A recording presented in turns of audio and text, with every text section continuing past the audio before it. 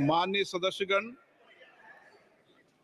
मुझे अपनी ओर से तथा सदन के माननीय सदस्यों की ओर से अंतर संसदीय संघ आईपीयू की प्रेसिडेंट और तंजानिया संयुक्त गणराज्य की नेशनल असेंबली की अध्यक्ष माननीय डॉक्टर तुलिया एक्सन का स्वागत करते हुए अत्यंत प्रसन्नता हो रही है। वे हमारी सम्मानित अतिथि के रूप में भारत की आधिकारिक यात्रा पर आई है। यह हमारे लिए खुशी की बात है कि डॉक्टर एक्सन बजट सत्र को देखने के लिए यहाँ उपस्थित है।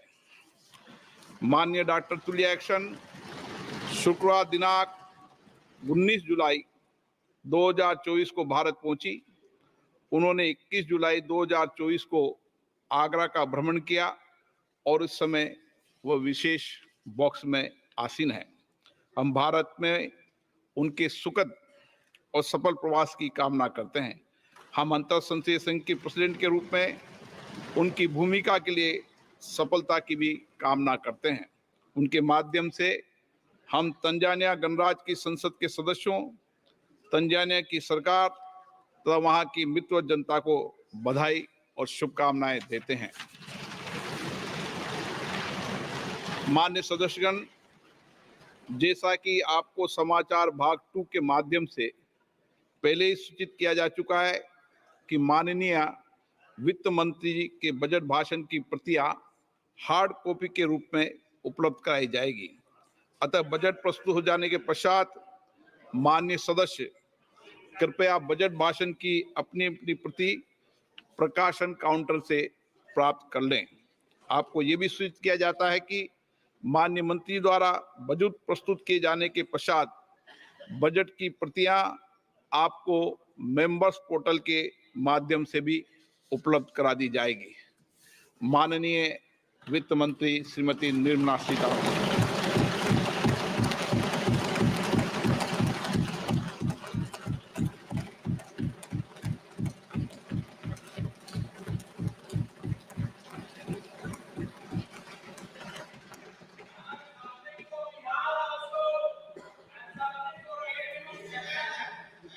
Honorable Speaker, I present the budget for 24-25. Introduction. The people of India have reposed their faith in the government led by Honorable Prime Minister Shri Narendra Modi and re-elected it for a historic third term under his leadership.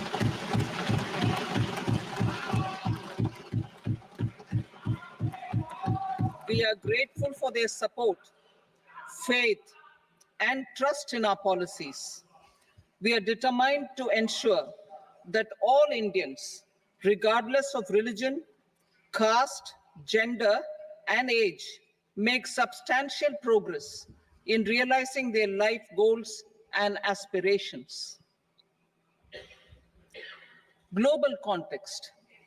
The global economy, while performing better than expected, is still in the grip of policy uncertainties. Elevated asset prices, political uncertainties, and shipping disruptions continue to pose significant downside risks for growth and upside risks to inflation. In this context, India's economic growth continues to be the shining exception and will remain so in the years ahead.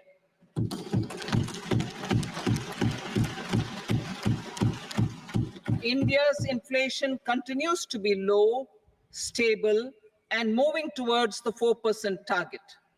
Core inflation, that is non-food and non-fuel, currently is 3.1%. Steps are being taken to ensure supplies of perishable goods reach markets adequately. Interim budget. As mentioned in the interim budget, we need to focus on 4 major castes, namely the Garib, Mahilaye, Yuva, and Annadata, the poor, women, youth, and the farmer. For Annadata, we announced higher minimum support prices a month ago for all major crops, delivering on the promise of at least a 50% margin over costs.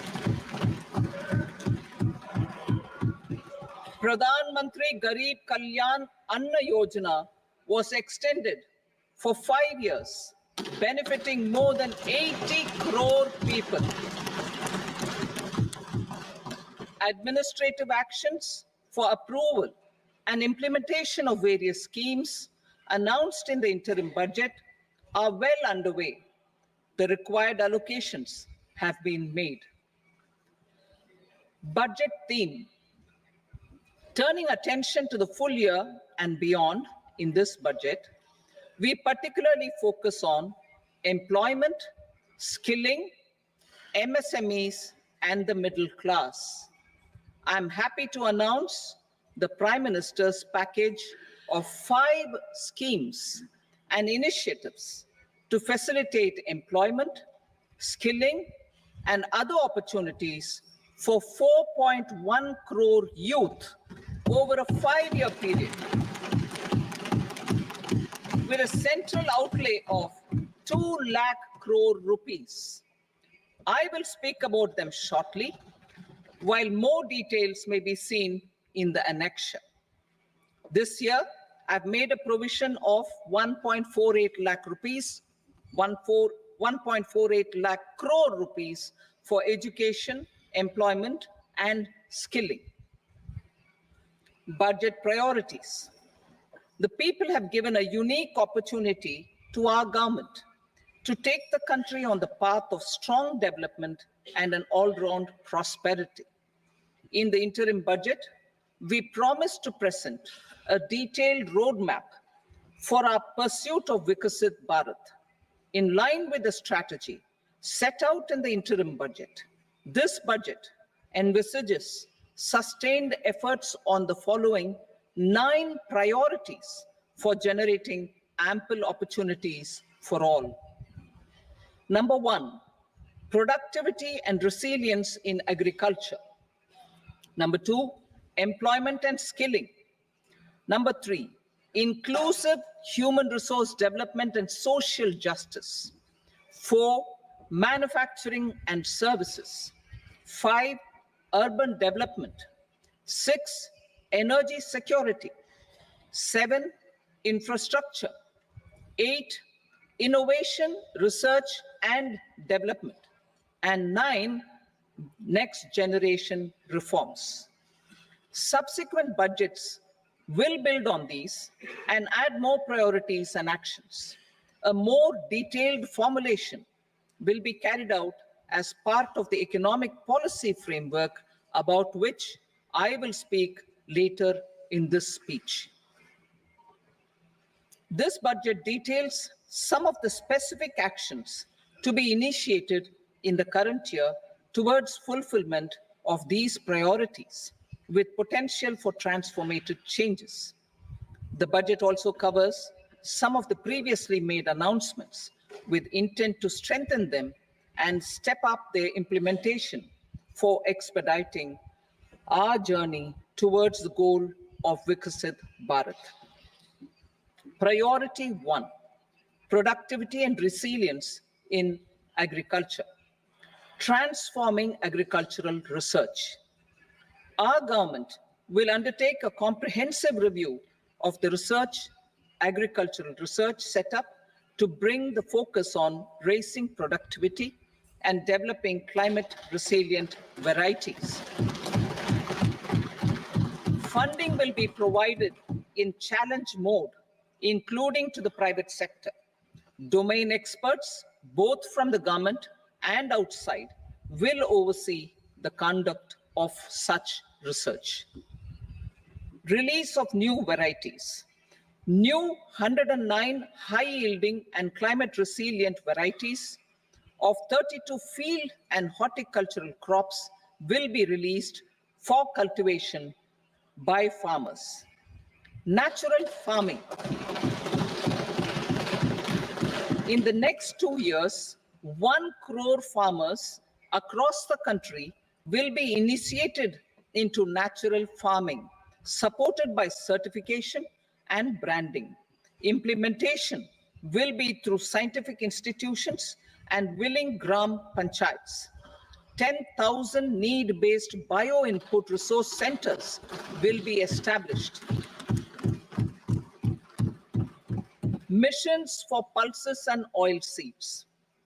For achieving self-sufficiency in pulses and oilseeds, we will strengthen their production, storage, and marketing.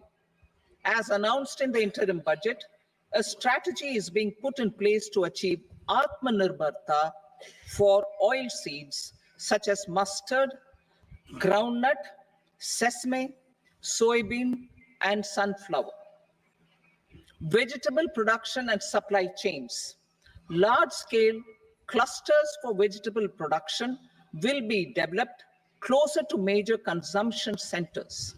We will promote farmer-producer organizations, cooperatives, and startups for vegetable supply chains, including for collection and storage and marketing. Digital public infrastructure for agriculture. Buoyed by the success of the pilot project, our government, in partnership with the states, will facilitate the implementation of the digital public infrastructure in agriculture for coverage of farmers and their lands in 3 years. During this year, digital crop survey for Kharif using the DPI will be taken up in 400 districts. The details of 6 crore farmers and their lands will be brought into the farmer and land registries. Further, the issuance of Jan Samarth based Kisan credit cards will be enabled in 5 states. Shrimp production and export. Financial support for setting up a network of nucleus breeding centers for shrimp brood stocks will be provided. Financing for shrimp farming, processing, and export will be facilitated through NABARD. National cooperation policy. Our government will bring out a national cooperation policy for systematic, orderly, and all-round development of the cooperative sector, fast-tracking growth of rural economy and generation of employment opportunities on a large scale will be the policy goal. This year, I have made a provision of 1.52 lakh crore rupees for agriculture and allied sectors.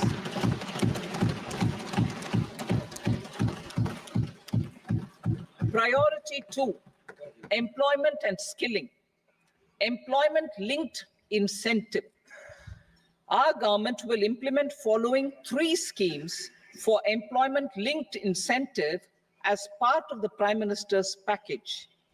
These will be based on enrollment in the EPFO and focus on recognition of first-time employees and support to employees and employers.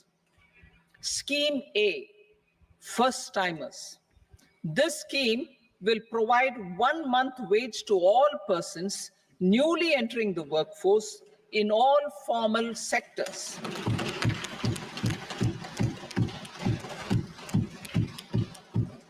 Direct benefit transfer of 1 month's salary in 3 installments to first-time employees as registered in the EPFO will be up to 15,000 rupees. The eligibility limit will be a salary of 1 lakh per month.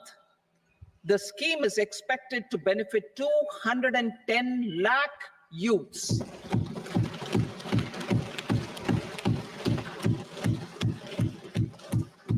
Scheme B, job creation in manufacturing. This scheme will incentivize additional employment in the manufacturing sector linked to the employment of first-time employees. An incentive will be provided at specified scale directly both to the employee and the employer with respect to their EPFO contribution in the first 4 years of employment. The scheme is expected to benefit 30 lakh youth entering employment and their employers.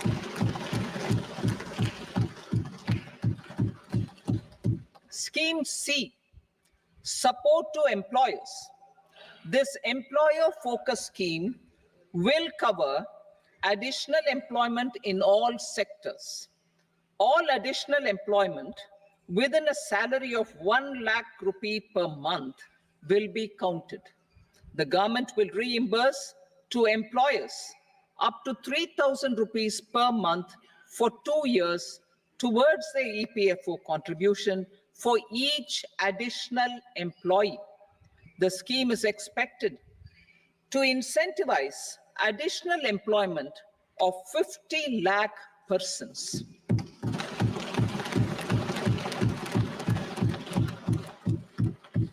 Participation of women in the workforce.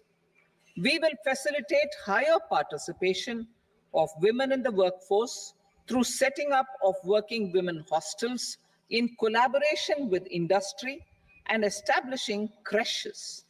In addition, the partnership will seek to organize women-specific skilling programs and promotion of market access for women SHG enterprises. Skilling program. I'm happy to announce a new centrally sponsored scheme as the fourth scheme under the Prime Minister's package for skilling in collaboration with state governments and industry. 20 lakh youth will be skilled over a 5-year period.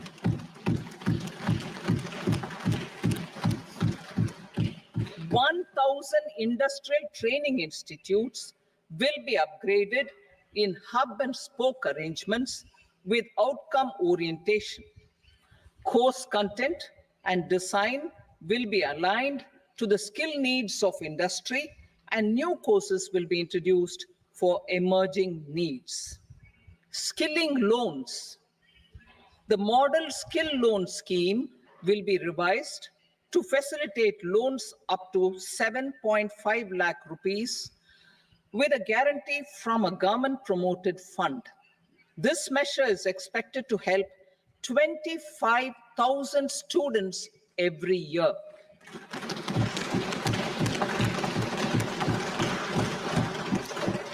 Education loans. For helping our youth who have not been eligible for any benefit under government schemes and policies, I am happy to announce a financial support for loans up to 10 lakh rupees for higher education in domestic institutions.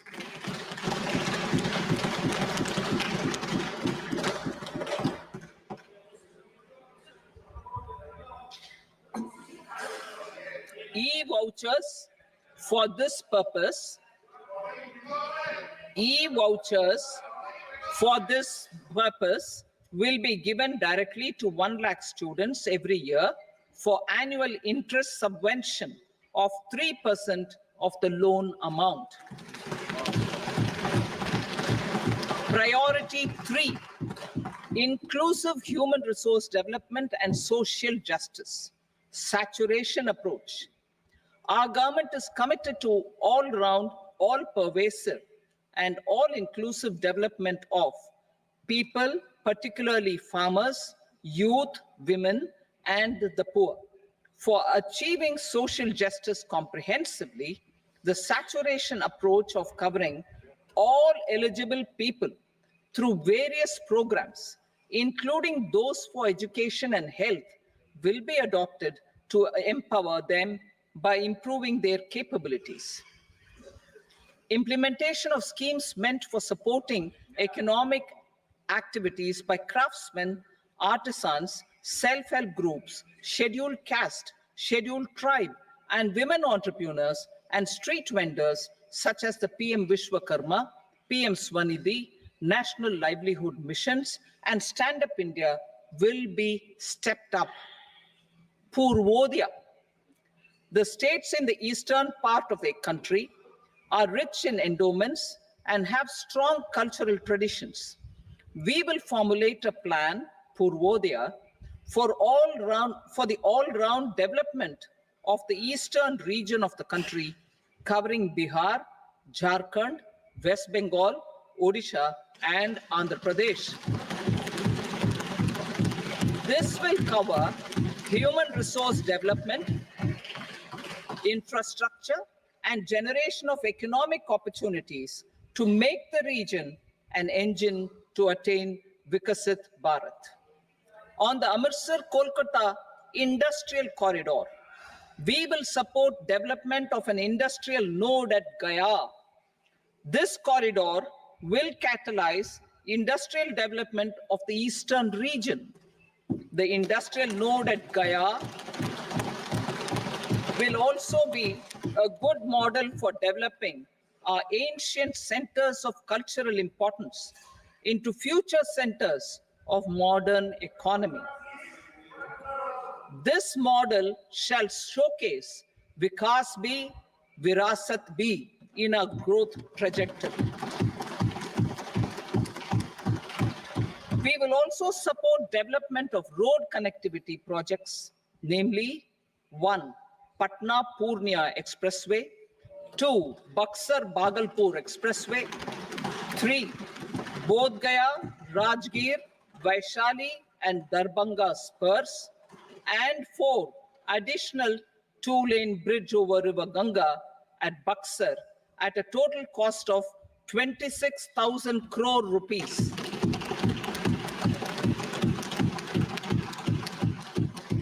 Power projects, including setting up of a new 2,400 megawatt power plant at Peer Painti, will be taken up at a cost of 21,400 crore rupees.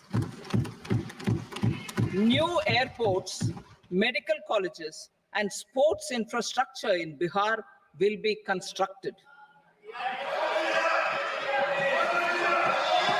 An additional allocation to support capital investments will be provided.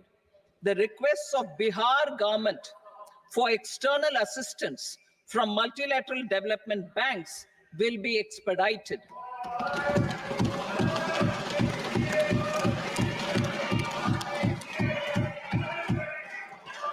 Andhra Pradesh Reorganization Act. Our government has made concerted efforts to fulfill the commitments in Andhra Pradesh Reorganization Act. Recognizing the state's need for the capital, recognizing the state's need for a capital, we will facilitate special financial support through multilateral development agencies. In the current financial year, 15,000 crore rupees will be arranged with additional amounts in future years.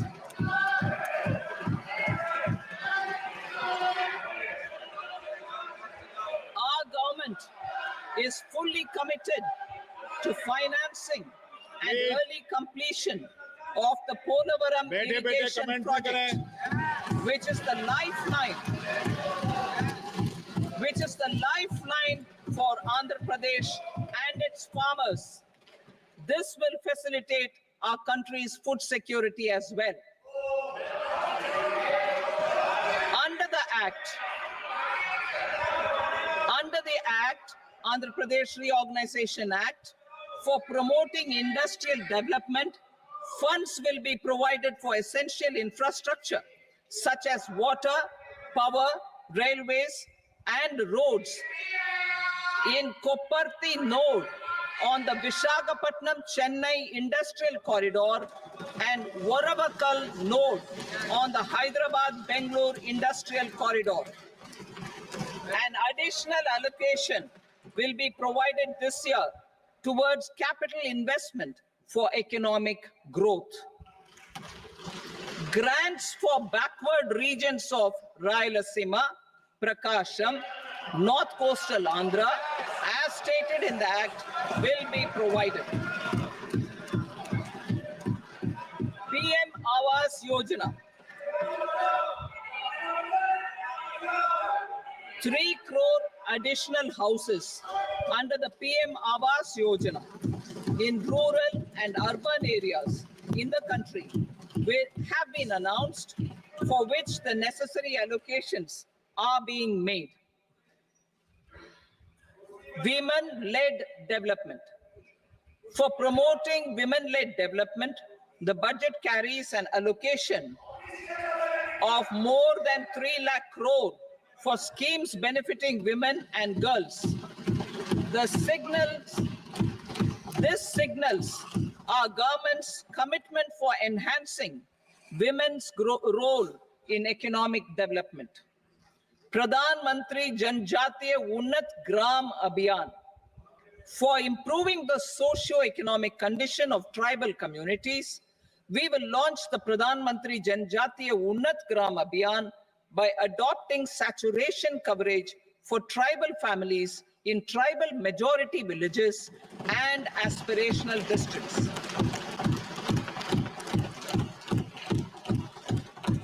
This will cover 63,000 villages, benefiting 5 crore tribal people. Bank branches in northeastern region. More than 100 branches of India Post Payment Bank will be set up in the northeast region to expand the banking services. This year, I have made a provision of 2.66 lakh crore rupees for rural development, including rural infrastructure. Priority 4, manufacturing and services, support for promotion of MSMEs. This budget provides special attention to MSMEs and manufacturing, particularly labor-intensive manufacturing. We have formulated a package covering financing, regulatory changes, and technology support for MSMEs to help them grow and also compete globally, as mentioned in the interim budget. I'm happy to announce the following specific measures. Credit guarantee scheme for MSMEs in the manufacturing sector. For facilitating term loans to MSMEs for purchase of machinery and equipment without collateral or third-party guarantee, a credit guarantee scheme will be introduced. The scheme will operate on pooling of credit risks of such MSMEs. A separately constituted self-financing guarantee fund will provide to each applicant guarantee cover up to 100 crore rupees, while the loan amount may be larger. The borrower will have to provide an upfront guarantee fee and an annual guarantee fee on the reducing loan balance. New assessment model for MSME credit. Public sector banks will build their own in-house capability to assess MSMEs for credit instead of relying on external assessment. They will also take a lead in developing or getting developed a new credit assessment model based on the scoring of digital footprints of the MSMEs in the economy. This is expected to be a significant improvement over the traditional assessment of credit eligibility based only on asset or turnover criteria. That will also cover MSMEs without a formal accounting system. Credit support to MSMEs during stress period. I'm happy to announce a new mechanism for facilitating continuation of bank credit to MSMEs during their stress period while being in special mention account, SMA stage, for reasons beyond their control. MSMEs need credit to continue their business and to avoid getting into the NPA stage. Credit availability will be supported through a guarantee from a government-promoted fund. Mudra loans. The limit of Mudra loans will be enhanced to 20 lakh from the current 10 lakh for those entrepreneurs who have availed and successfully repaid previous loans under the Tarun category. Enhanced scope for mandatory onboarding in TREDS. For facilitating MSMEs to unlock their working capital by converting their trade receivables into cash, I propose to reduce the turnover threshold of buyers for mandatory onboarding on the TREDS platform from rupees 500 crore to 250 crore rupees. This measure will bring 22 more CPSCs and 7,000 more companies onto the platform. Medium enterprises will also be included in the scope of the suppliers. SIDBI branches in MSME clusters. SIDBI will open new branches to expand its reach to serve all major MSME clusters within 3 years and provide direct credit to them.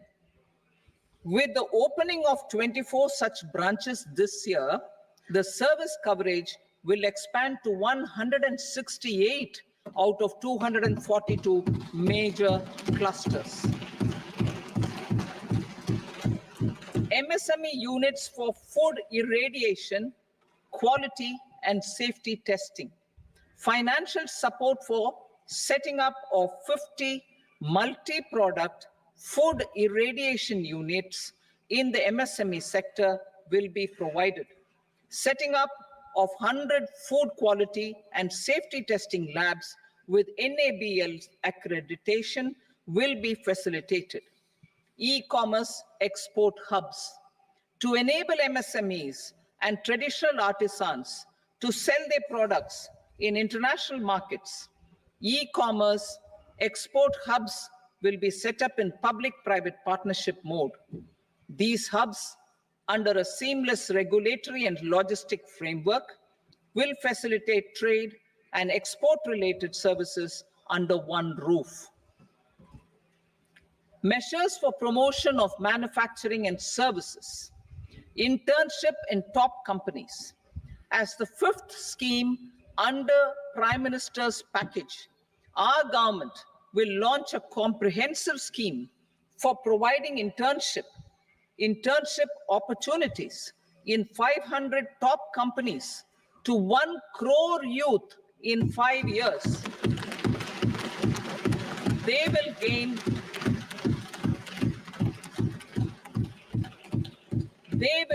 exposure for 12 months to real-life business environment, varied professions, and employment opportunities. An internship allowance of 5,000 per month, 5,000 rupees per month, along with a one-time assistance of 6,000 rupees will be provided. Companies will be expected to bear the training cost and 10% of their internship cost from their CSR funds. Industrial parks. Our government will facilitate development of investment-ready, plug-and-play industrial parks with complete infrastructure in or near 100 cities in partnership with the states and private sector by better using town planning schemes. 12 industrial parks under the National Industrial Corridor Development Program also will be sanctioned.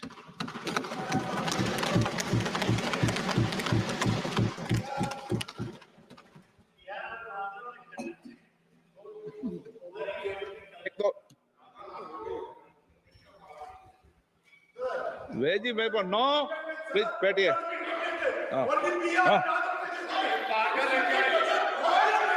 Rental housing with dormitory type accommodation for industrial workers will be, just 1 minute. Rental housing, I repeat, rental housing with dormitory type accommodation for industrial workers will be facilitated in PPP mode with VGF support and commitment from anchor industries. Shipping industry, ownership, leasing, and flagging reforms will be implemented to improve the share of Indian shipping industry and generate more employment. Critical mineral mission.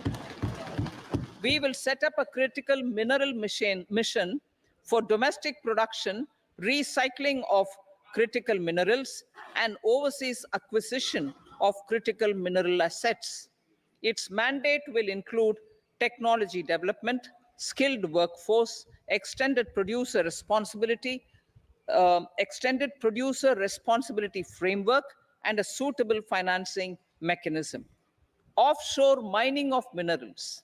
Our government will launch the auction of the first tranche of offshore blocks for mining, building on the exploration already carried out. Digital public infrastructure applications. Turning to the services sector, I propose development of DPI applications at population scale for productivity gains, business opportunities, and innovation by the private sector. These are planned in the areas of credit, e-commerce, education, health, law and justice, logistics, MSME service delivery, and urban governance. Integrated technology platform for IBC ecosystem. An integrated technology platform will be set up for improving the outcomes under the Insolvency Bankruptcy Code for achieving consistency, transparency, timely processing, and better oversight for all stakeholders. Voluntary closure of LLPs. The services of the Center for Processing Accelerated Corporate Exit, CPACE, will be extended for voluntary closure of LLPs to reduce the closure times. National Company Law Tribunals. The IBC has resolved more than 1,000 companies, resulting in direct recovery of 3.3 lakh crore to creditors. 3.3 lakh crore rupees to creditors. In addition, 28,000 cases involving over 10 lakh crore rupees have been disposed of even prior to admission. Appropriate changes to the IBC, reforms and strengthening of the tribunal and appellate tribunals will be initiated to speed up insolvency resolution. Additional tribunals will be established. Out of those, some will be notified to decide cases exclusively under the Companies Act. Debt recovery. Steps for reforming and strengthening debt recovery tribunals will be taken. Additional tribunals will be established to speed up recovery. Priority 5, urban development. Cities as growth hubs. Working with states, our government will facilitate development of cities as growth hubs. This will be achieved through economic and transit planning and orderly development of peri-urban areas utilizing town planning schemes. Creative redevelopment of cities. For creative brownfield redevelopment of existing cities with a transformative impact, our government will formulate a framework for enabling policies, market-based mechanisms, and regulation. Transit-oriented development. Transit-oriented development plans for 14 large cities with a population above 30 lakh will be formulated, along with an implementation and financing strategy. Urban housing. Under the PM Awas Yojana, Urban 2.0, housing needs of 1 crore urban poor and middle-class families will be addressed with an investment of 10 lakh crore rupees. This will include the central assistance of 2.2 lakh crore rupees in the next 5 years. A provision of interest subsidy to facilitate loans at affordable rates is also envisaged. In addition, enabling policies and regulations for efficient and transparent rental housing markets with enhanced availability will also be put in place. Water supply and sanitation. In partnership with state governments and multilateral development banks, we will promote water supply, sewage treatments, and solid waste management projects and services for 100 large cities through bankable projects. These projects will also envisage use of treated water for irrigation and filling up of tanks in nearby areas.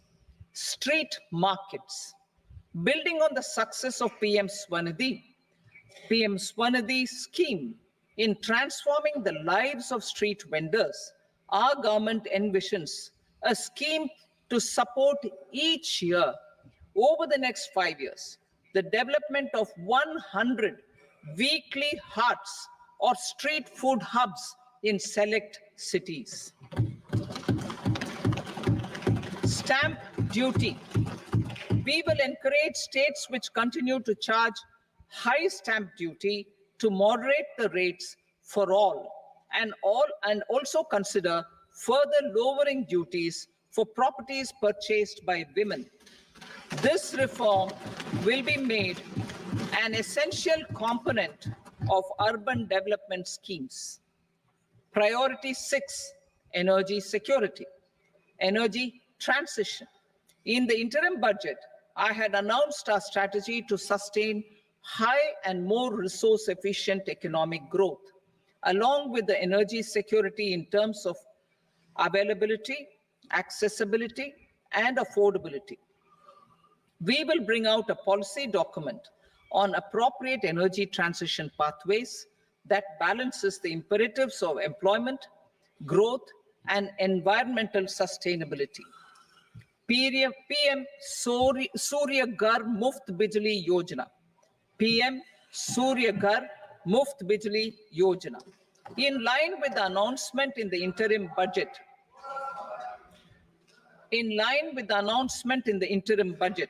PM Surya Ghar Muft Bijli Yojana has been launched to install rooftop solar plants to enable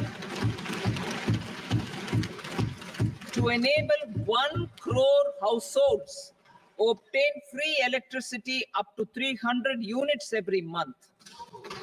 The scheme has generated remarkable response with more than 1.28 crore registrations and 14 lakh applications, and we will further encourage it. Pumped storage policy. A policy for promoting pumped storage projects will be brought out for electricity storage and facilitating smooth integration of the growing share of renewable energy with its variable and intermittent nature in the overall energy mix. Research and development of small and modular nuclear reactors. Nuclear energy is expected to form a very significant part of the energy mix for Vikasit Bharat. Towards that pursuit, our government will partner with the private sector for 1. Setting up Bharat Small Reactors, 2. Research and development of Bharat Small Modular Reactor, and 3. Research and development of newer technologies for nuclear energy. The R&D funding announced in the interim budget will be made available for this sector also. Advanced ultra supercritical thermal power plants. The development of indigenous technology for advanced ultra supercritical thermal power plants with much higher efficiency has been completed. A joint venture between NTPC and BHEL will set up a full-scale 800 megawatt commercial plant using AUSC technology. The government will provide the required fiscal support. Moving forward, development of indigenous capacity for the production of high-grade steel and other advanced metallurgy materials for these plants will result in strong spin-off benefits for the economy. Roadmap for hard-to-abate industries. A roadmap for moving the hard-to-abate industries from energy efficiency targets to emission targets will be formulated. Appropriate regulations for transition of these industries from the current perform, achieve, and trade mode to Indian carbon market mode will be put in place. Support to traditional micro and small industries. An investment-grade energy audit of traditional micro and small industries in 60 clusters, including brass and ceramic, will be facilitated. Financial support will be provided for shifting them to cleaner forms of energy and implementation of energy efficiency measures. The scheme will be replicated in another 100 clusters in the next phase. Priority 7, infrastructure investment by central government. Significant investment the central government has made over the years in building and improving infrastructure has had a strong multiplier effect on the economy. We will endeavor to maintain strong fiscal support for infrastructure over the next 5 years in conjunction with imperatives of other priorities and fiscal consolidation. This year, I have provided 11,11,111 crore rupees for capital expenditure. This would be 3.4% of our GDP. Infrastructure investment by state governments. We will encourage states to provide support of similar scale for infrastructure, subject to their development priorities. A provision of 1.5 lakh crore rupees for long-term interest-free loans have been made this year also to support the states in their resource allocation. Private investment in infrastructure. Investment in infrastructure by private sector will be promoted through viability gap funding and enabling policies and regulations. A market-based financing framework will be brought out. Pradhan Mantri Gram Sadak Yojana, phase 4 of the PMGSY will be launched to provide all-weather connectivity to 25,000 rural habitations, which have become eligible in view of their population increase. Irrigation and flood mitigation. Bihar has frequently suffered from floods, many of them originating outside the country. Plans to build flood control structures in Nepal are yet to progress. Our government, through the Accelerated Irrigation Benefit Program and other sources, will provide financial support for projects with estimated cost of 11,500 crore rupees, such as the Kosi-Michi intra-state link and 20 other ongoing and new schemes, including barrages, river pollution abatement, and irrigation projects. In addition, survey and investigation of Kosi-related flood mitigation and irrigation projects will be undertaken. Assam grapples with floods every year by the Brahmaputra River and its tributaries originating outside India. We will provide assistance to Assam for flood management and related projects.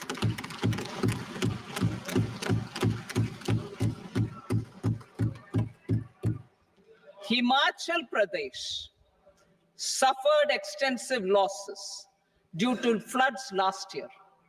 Our government will provide assistance to the state for reconstruction and rehabilitation through multilateral development assistance.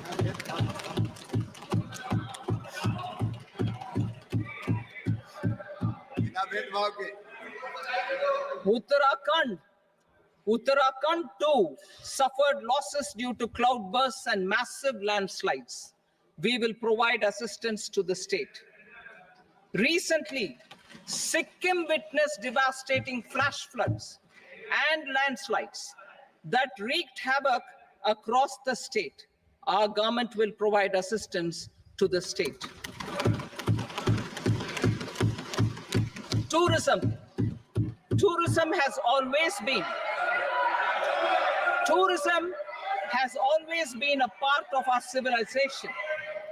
Our efforts in positioning India as a global tourist destination will also create jobs, stimulate investments, and unlock economic opportunities for other sectors. In addition to the measures outlined in the interim budget, I propose the following measures. Vishnupad Temple at Gaya and Mahabodhi Temple at Bodh Gaya in Bihar are of immense spiritual significance. Comprehensive development of Vishnupad Temple Corridor and Mahabodhi Temple Corridor will be supported, modeled on the successful Kashi Vishwanath Temple Corridor to transform them into world-class pilgrim and tourist destinations. Rajgir holds immense religious significance for Hindus, Buddhists, and Jains. The 20th Tirthankara Muniswarata temple in the Jain temple complex is ancient. The Saptarishi, or the 7 hot springs, form a warm water Brahmkund that is sacred. A comprehensive development initiative for Rajgir will be undertaken. Our government will support the development of Nalanda as a tourist center, besides reviving Nalanda University to its glorious stature. Odisha's scenic beauty, temples, monuments, craftsmanship, wildlife sanctuaries, natural landscapes, and pristine beaches make it an ultimate tourism destination. Our government will provide assistance for their development to Odisha as well. Priority 8, innovation, research, and development. We will operationalize the Anusandhan National Research Fund for basic research and prototype development. Further, we will set up a mechanism for spurring private sector-driven research and innovation at commercial scale, with a financing pool of 1 lakh crore rupees in line with the announcement in the interim budget. Space economy. With our continued emphasis on expanding the space economy by 5 times in the next 10 years, a venture capital fund of 1,000 crore rupees will be set up. Priority 9, next generation reforms. Economic policy framework. We will formulate an economic policy framework to delineate the overarching approach to economic development and set the scope of the next generation of reforms for facilitating employment opportunities and sustaining high growth. Our government will initiate and incentivize reforms for 1, improving productivity of factors of production, and 2, facilitating markets and sectors to become more efficient. These reforms will cover all factors of production, namely land, labor, capital, and entrepreneurship, and technology as an enabler of improving total factor productivity and bridging inequality. Effective implementation of several of these reforms requires collaboration between the center and the states and building consensus as development of the country lies in development of the states. For promoting competitive federalism and incentivizing states for faster implementation of reforms, I propose to earmark a significant part of the 50-year interest-free loan. Working with the states, we will initiate the following reforms.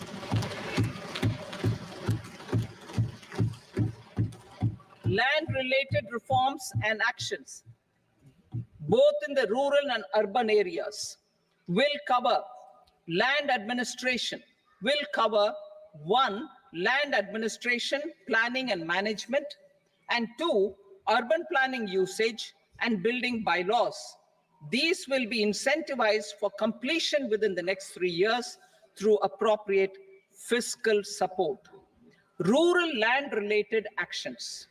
Rural land-related actions will include 1, assignment of unique land parcel identification number, UL PIN, or Bhu Aadhaar for all lands.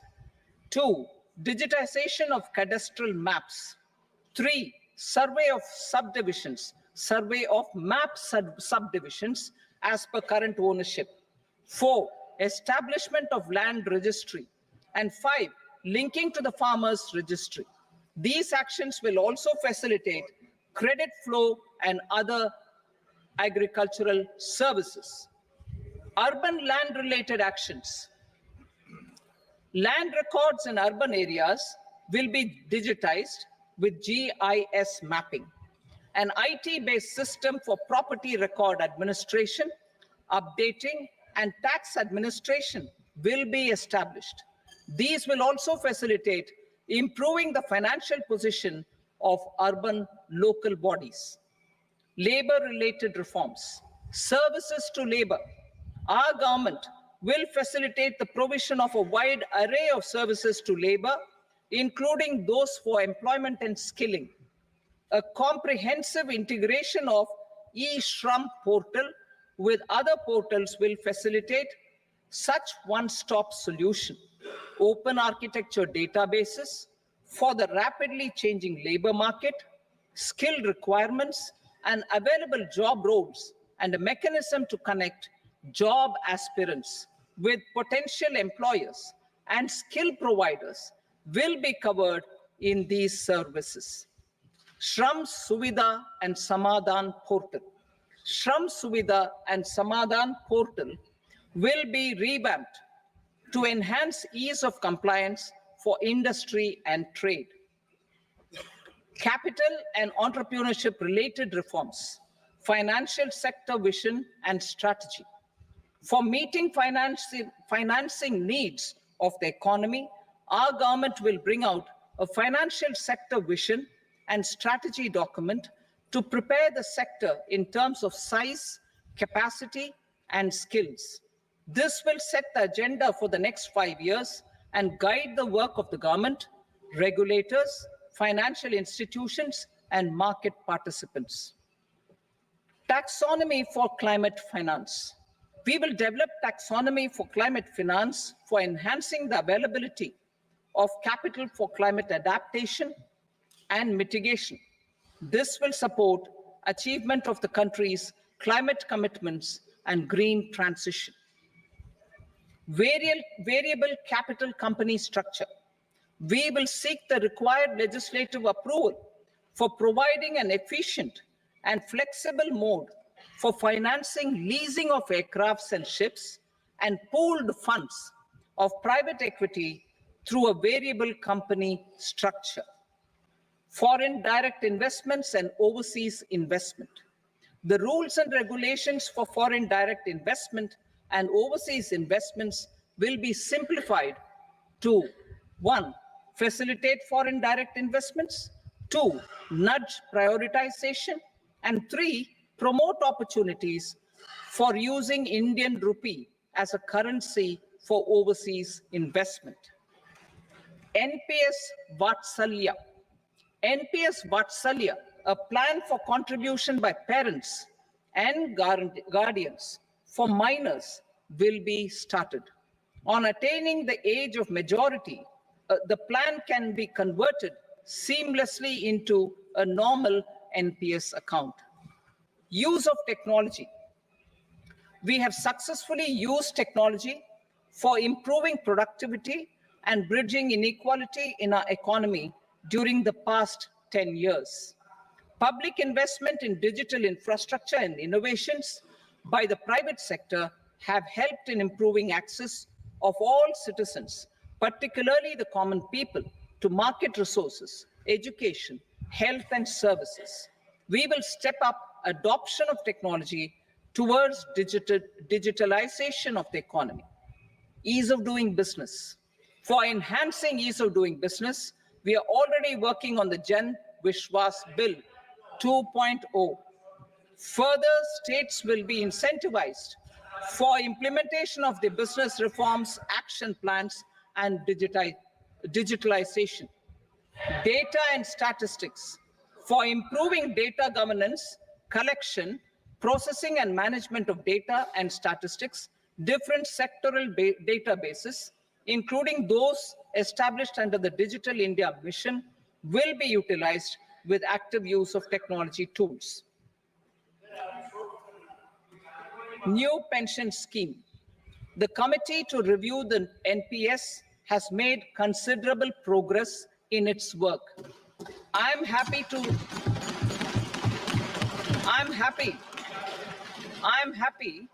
that the staff side of the National Council of the Joint Consultative Machinery for Central Government Employees has taken a constructive approach. A solution will be evolved which addresses the relevant issues while maintaining fiscal prudence to protect the common citizens. Budget estimates for 24-25. For the year 24-25, total receipts other than borrowings and the total expenditure are estimated at 32.07 lakh crore rupees and 48.21 lakh crore rupees respectively. The net tax receipts are estimated at 25.83 lakh crore rupees. The fiscal deficit is estimated at 4.9% of the GDP.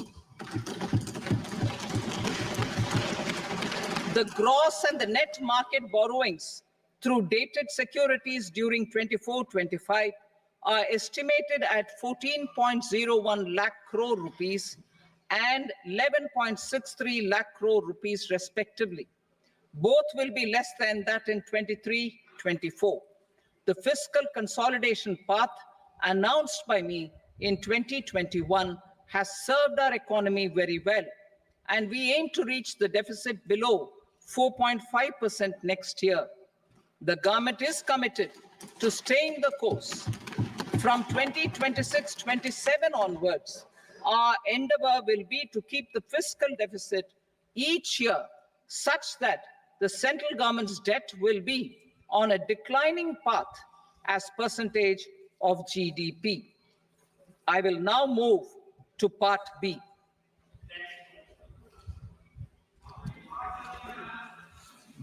Indirect taxes. Sir, I start with GST.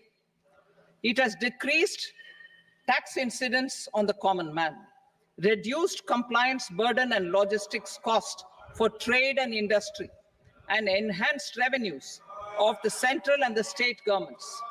It is a success of vast proportions. To multiply the benefits of GST, we will strive to further simplify and rationalize the tax structure and endeavor to expand it to the remaining sectors. My proposals for customs duties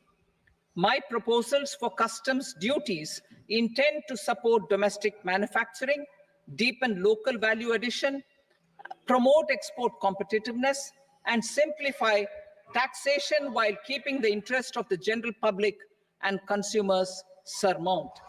In Budget 22-23, we reduce the number of customs duty rates.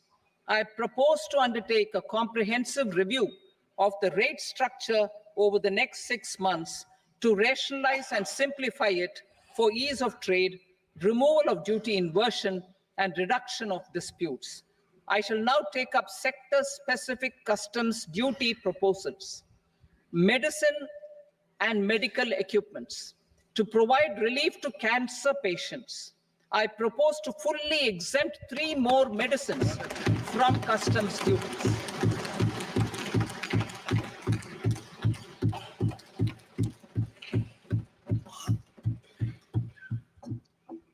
I also propose changes in the BCD on X-ray tubes and flat panel detectors for use in medical X-ray machines under the phased manufacturing program so as to synchronize them with the domestic capacity addition.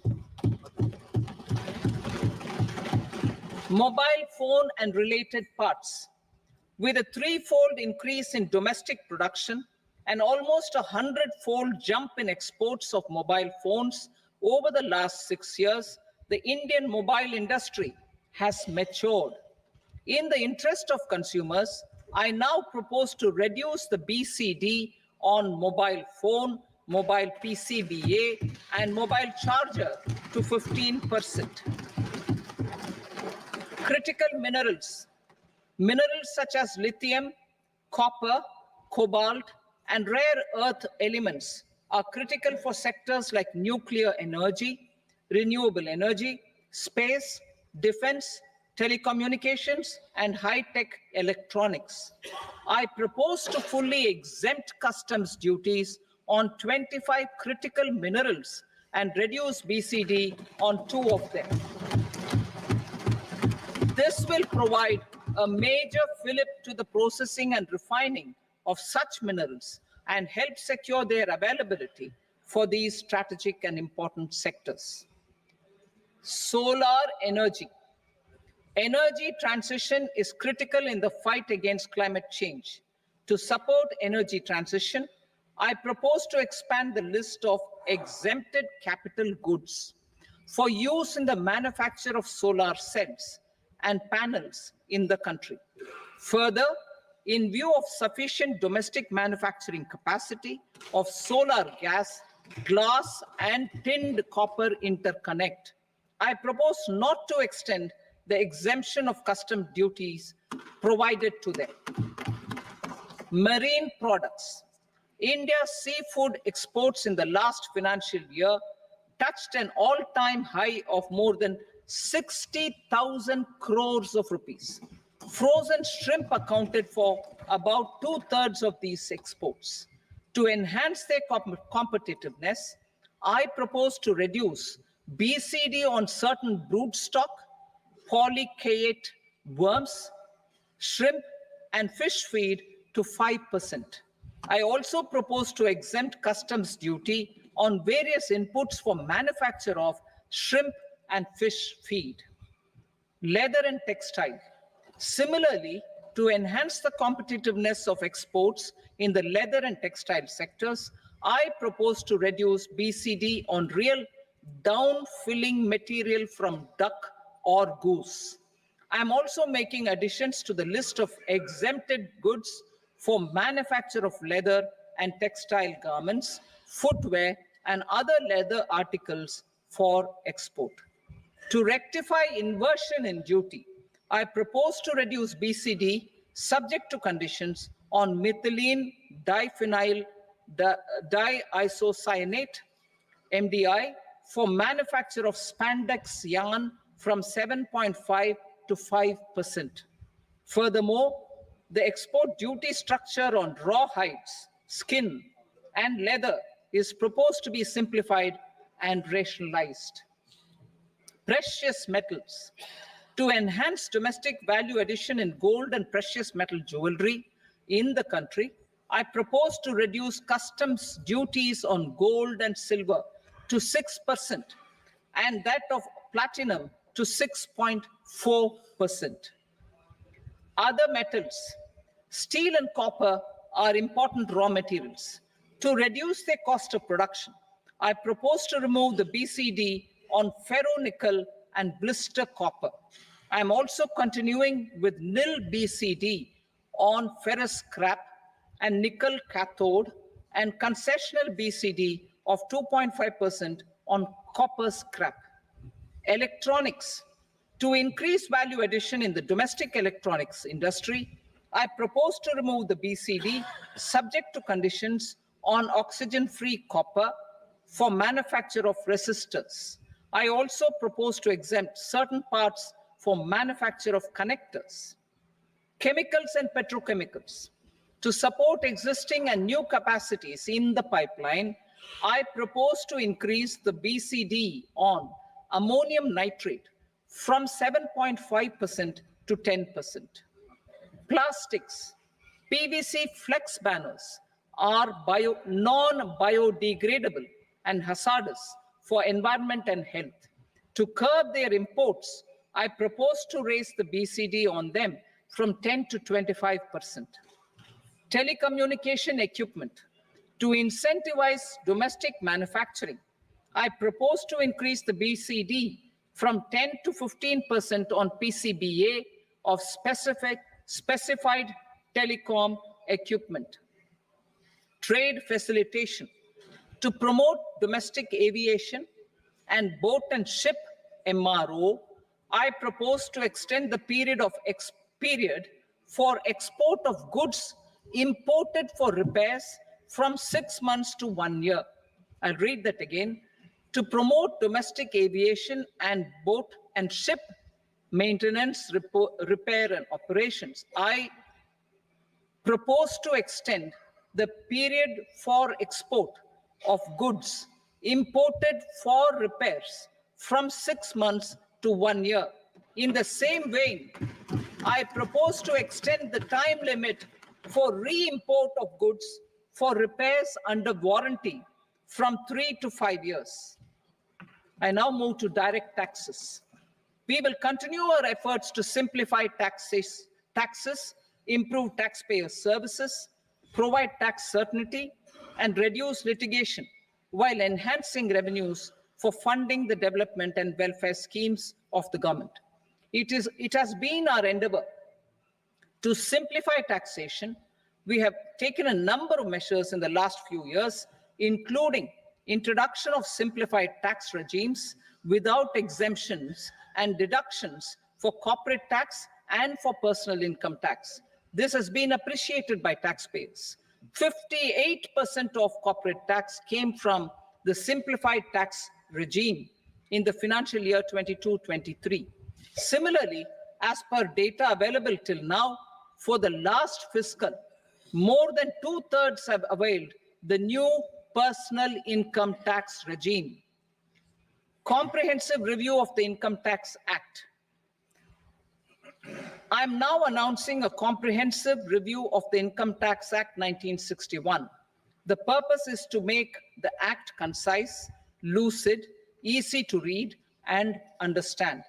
This will reduce disputes and litigation, thereby providing tax certainty to the taxpayers. I will also bring down the demand embroiled in litigation. It is proposed to be completed in 6 months.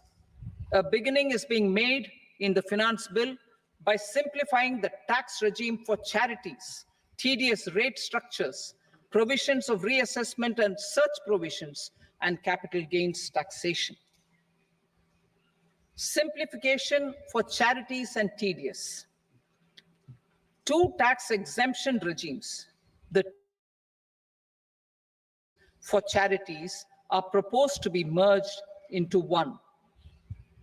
The 5% tedious rate on many payments is being merged into the 2% tedious rate, and the 20% tedious rate on repurchase of units by mutual funds or UTI is being withdrawn.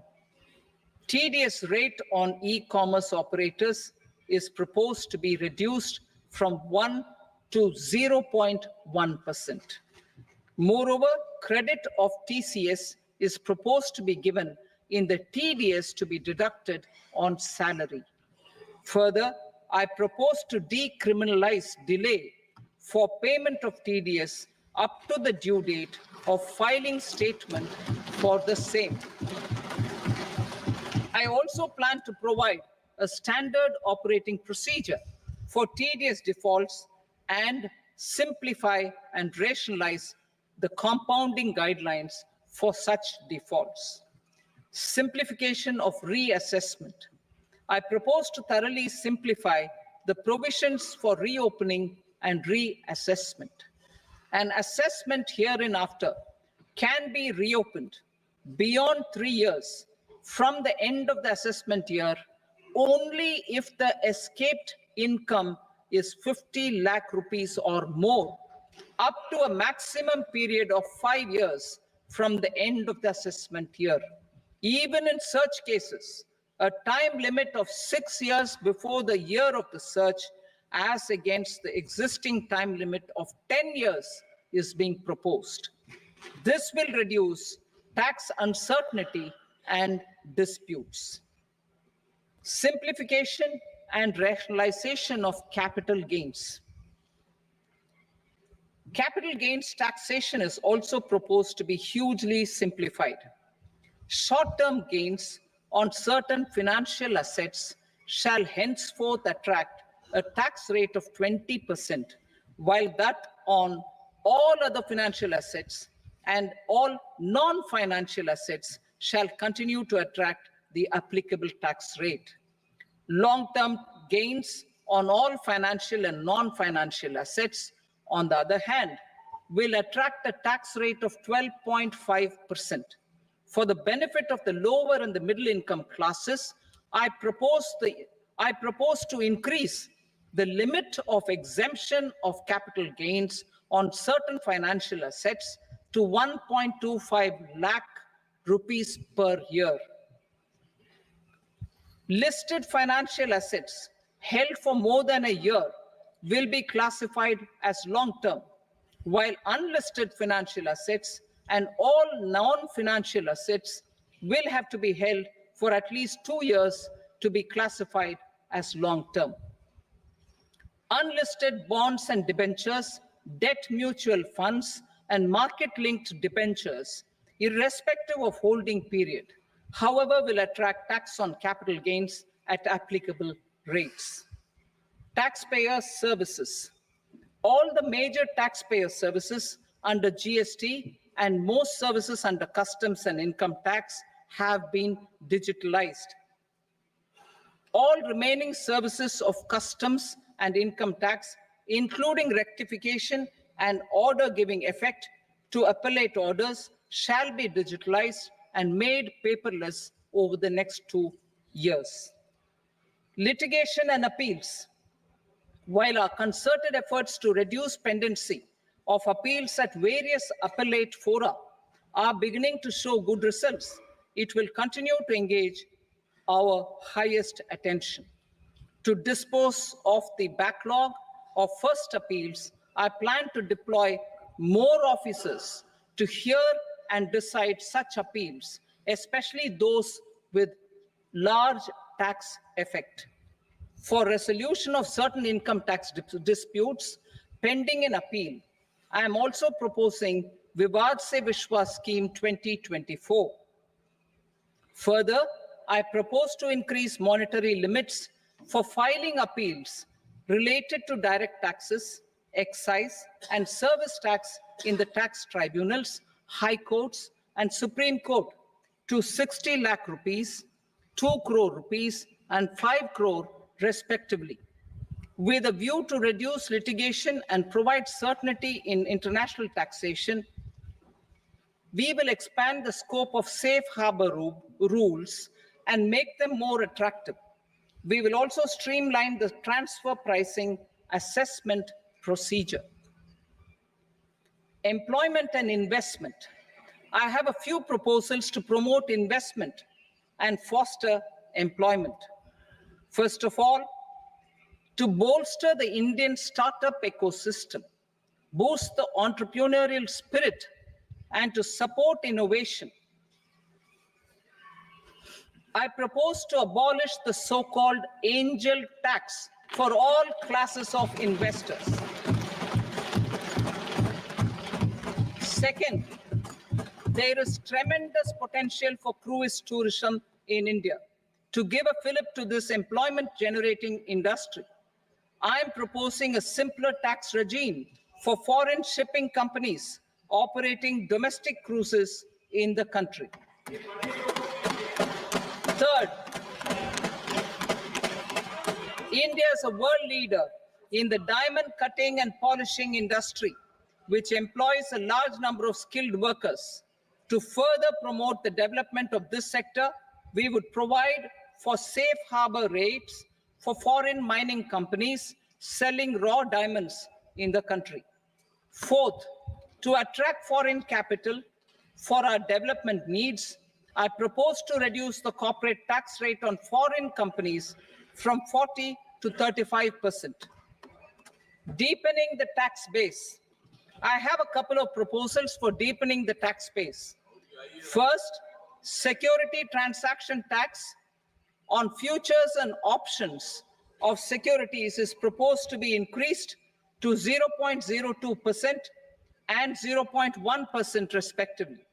Second, for reasons of equity, I propose to tax income received on buyback of shares in the hands of recipients. Other proposals. To improve social security benefits, deduction of expenditure by employers towards NPS is proposed to be increased from 10 to 14% of the employee's salary. Similarly, deduction of this expenditure up to 14% of salary from the income of employees in private sector, public sector banks, and undertakings opting for the new tax regime is proposed to be provided. Indian professionals working in multinationals get ESOPs and invest in social security schemes and other movable assets abroad. Non-reporting of such small foreign assets has penal consequences under the Black Money Act. Such non-reporting of movable assets up to 20 lakh rupees is proposed to be depenalized. Other major proposals in the finance bill relate to withdrawal of equalization levy of 2%, expansion of tax benefits to certain funds and entities in IFSCs, and immunity from penalty and prosecution to Benamidar on full and true disclosure so as to improve conviction under the Benami Transaction Prohibition Act 1988. Personal income tax. Coming to personal income tax rates, I have two announcements to make for those opting for the new tax regime. First, the standard deduction for salaried employees is proposed to be increased from 50,000 to 75,000 rupees.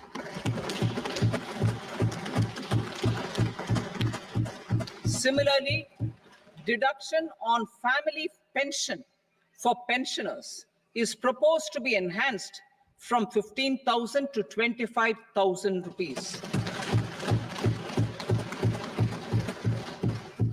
This will provide relief to about 4 crore salaried individuals and pensioners.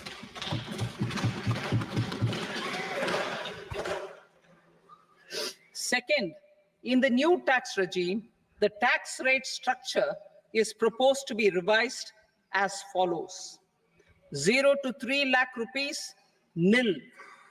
3 to 7 lakh rupees, 5%. 7 to 10 lakh rupees, 10%. 10 to 12 lakh rupees, 15%. 12 to 15 lakh rupees, 20%. And above 15 lakh rupees, 30%. As a result of these changes, a salaried employee in the new tax regime stands to save up to 17,500 rupees in income tax.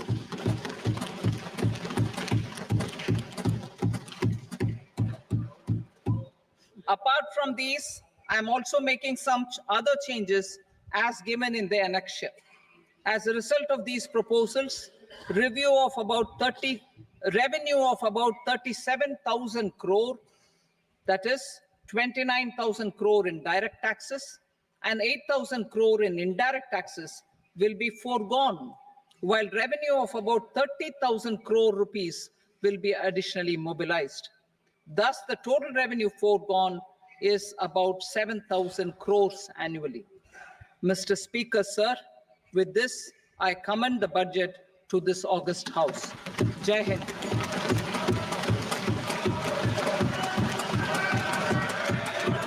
Item number 2. Item number 2.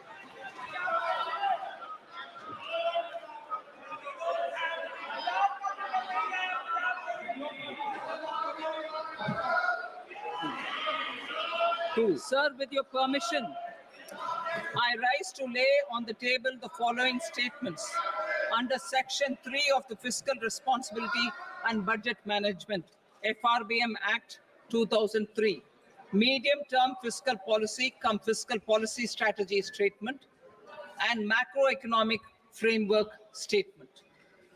Item number 3.